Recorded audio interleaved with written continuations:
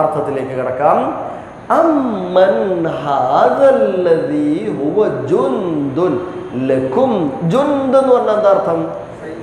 സൈന്യം. ജുന്ദ് എന്ന് പറഞ്ഞാൽ സൈന്യം.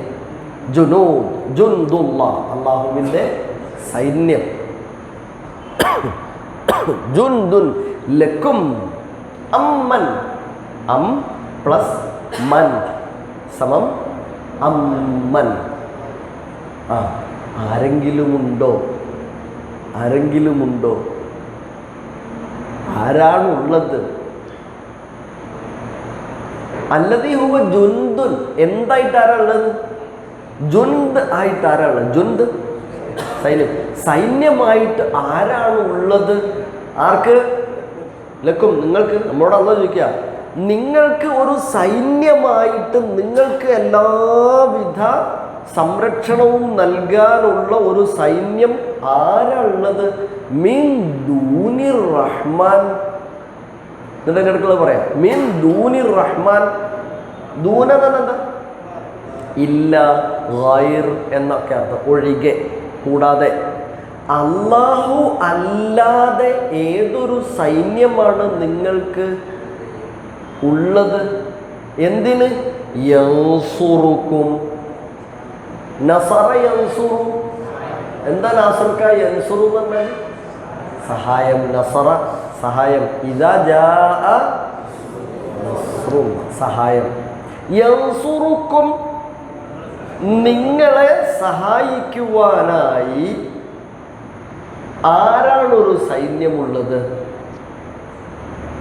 പക്ഷേ ഇനിൽ കാഫിറൂന ഇല്ല ഫി ഗുറൂർ. പക്ഷേ കാഫിറുകളായ നിഷേധികളായ ആളുകൾ വഞ്ചനയിലല്ലാതെ അല്ല, അഥവാ വഞ്ചിക്കപ്പെട്ടിരിക്കുകയാണ്. ഈ ഇന്ന് വന്നിട്ട് തൊട്ടപ്പുറത്ത് എവിടെങ്കിലും ഇല്ലാന്നും കൂടെ ഉണ്ടെങ്കിൽ ഇന്നിൻ്റെ അർത്ഥവും എന്തായിരിക്കും? ഇല്ല, അല്ല എന്ന അർത്ഥം കിട്ടുക. ഇൻ പ്ലസ് ഇല്ല എന്നുണ്ടെങ്കിൽ,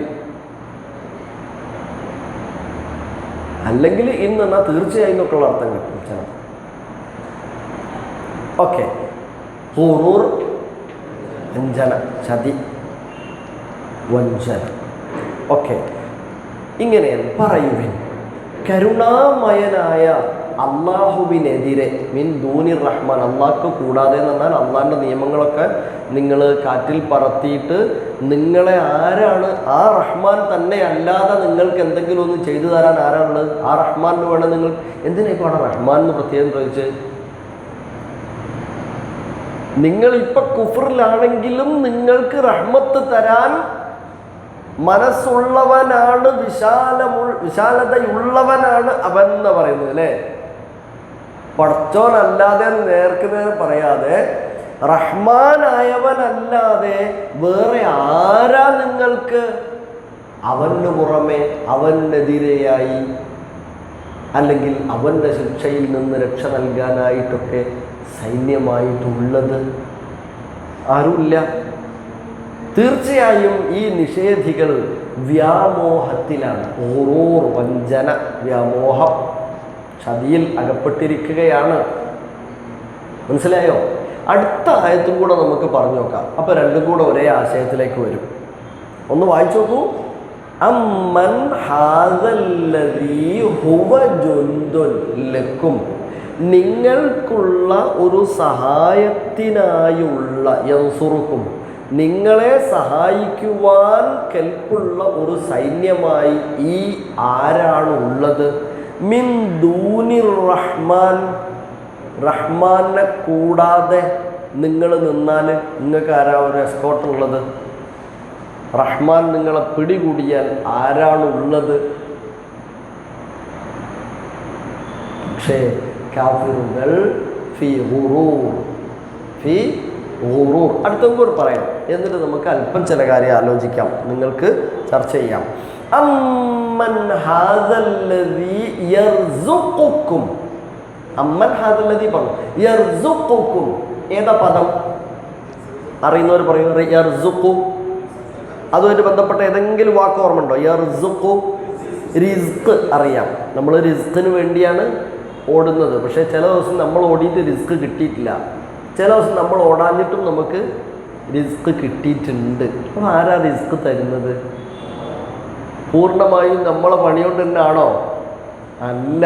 ഇനി ഇതൊക്കെ ഉണ്ടെങ്കിലും കിട്ടിയിട്ടും ഇത് നമുക്ക് തിന്നാൻ പറ്റാണ്ടായി പോലുണ്ട്. അമ്മൻ ഹാദല്ലദീ യർസുഖുക്കും. അർത്ഥം പറയും, നിങ്ങൾക്ക് നിങ്ങളെ അന്നം നൽകുന്നവൻ ആരാണുള്ളത്? ഇൻ അംസക റിസ്ഖഹു. അംസക അംസക അംസക പിടിച്ചു വച്ചു. അംസക പിടിച്ചു വച്ചു. നോമ്പിനെ കുറിച്ച് പറയുന്നത് അൽ ഇംസാക്ക്, പിടിച്ചുവെക്കലാണ്.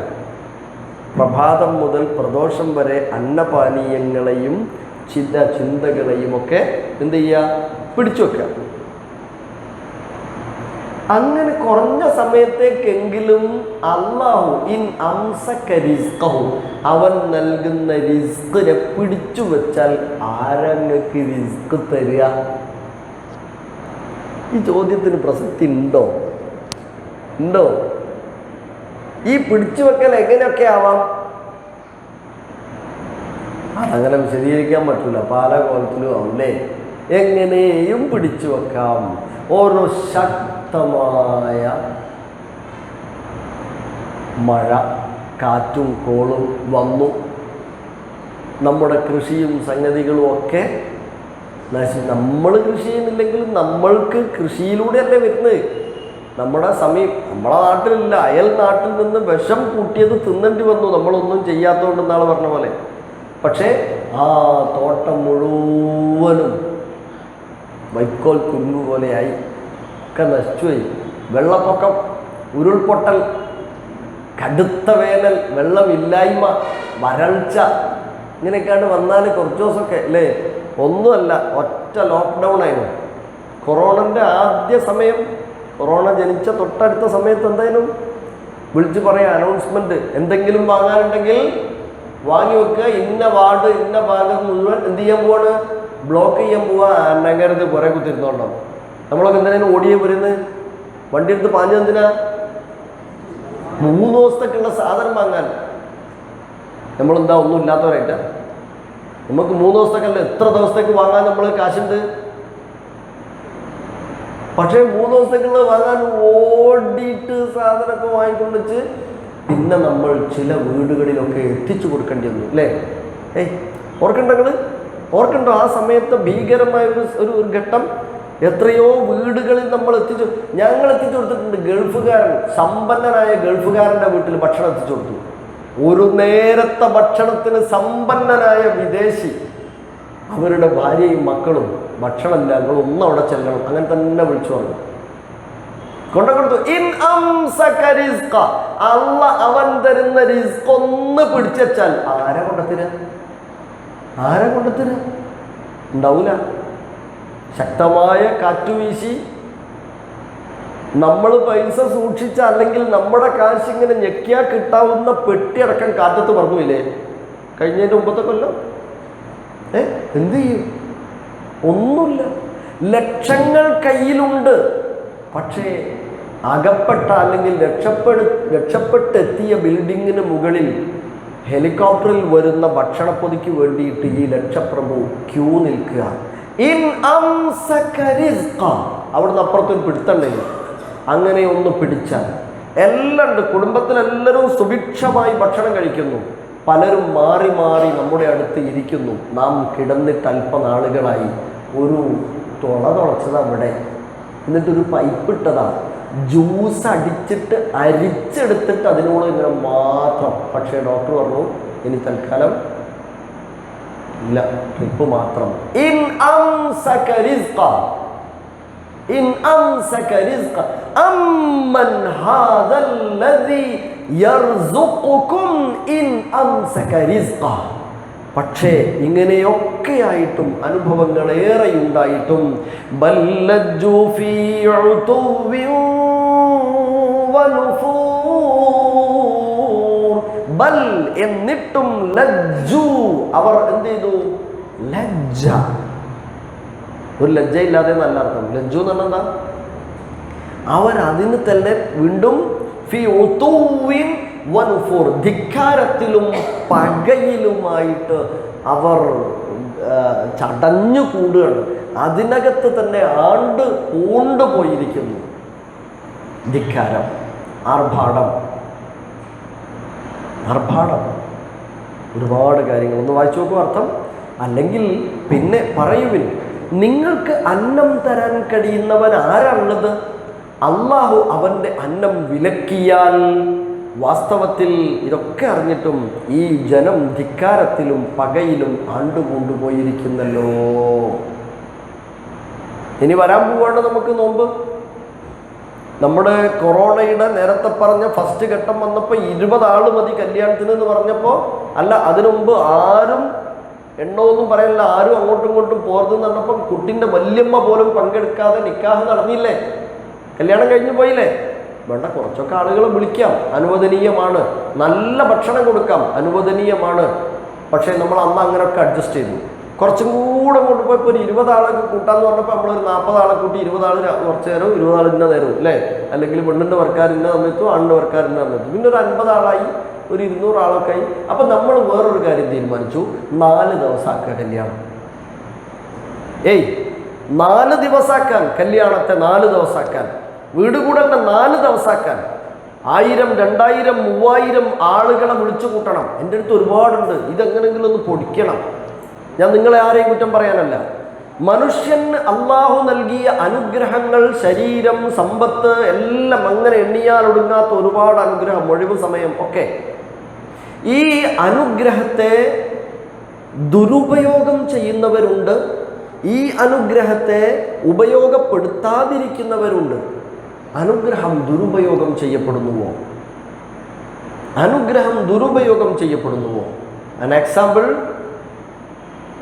100 യതീം കുട്ടികൾക്ക് മാസത്തിൽ ഭക്ഷണം കൊടുക്കുന്ന ആളാണ് ഇയാൾ. 100 യതീം കുട്ടികൾക്ക് ഭക്ഷണം കൊടുക്കുന്ന ആളാണ് ഇയാൾ. ഞാൻ എന്തിനായി പറയുന്നതെന്നറിയോ? ചിലര്